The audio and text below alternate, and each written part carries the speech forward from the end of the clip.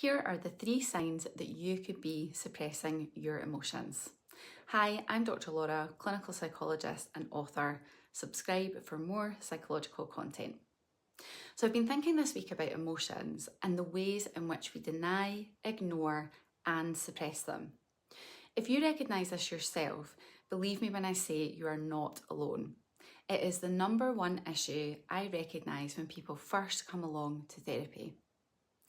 Now, of course, emotions are so important. They are messengers sent by our brain and body to tell us to pay attention to something. They are there to be felt so that we can then act and behave accordingly in response. They literally keep us safe. And yet we have often grown up in environments and cultures which don't welcome them. We have been taught that it's the emotions themselves that aren't safe. So here are the 3 signs that you could be suppressing your emotions. Sign number 1.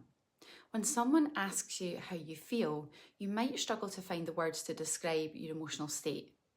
You could respond with a thought instead, or your mind simply draws a blank and you can't find the right word to describe it. Sign number 2. You often feel in the middle, neither up or down, neither too sad or too happy. Perhaps because emotions didn't feel safe for you growing up, your natural response was to suppress anything that felt too much. Over time, you've learned to live limited in your emotional experiences. That means you protect yourself from the hard and difficult to tolerate emotions, but also that you can't experience the good feelings either, like joy or excitement. Sign number 3. You often find yourself choking down your feelings. It's like they get physically caught in your throat and you can't allow them out fully. This might be an indication that you're struggling to talk through your emotion. Okay, how many of the 3 signs resonated with you? If you want to shift how you experience your emotions, the first step is to understand your early experiences and the ways in which you were socialised into emotions or not.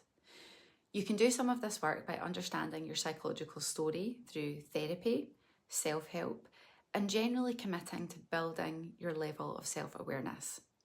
This can help you to reframe your unique psychological story so that you can begin to shift the narrative on your emotions.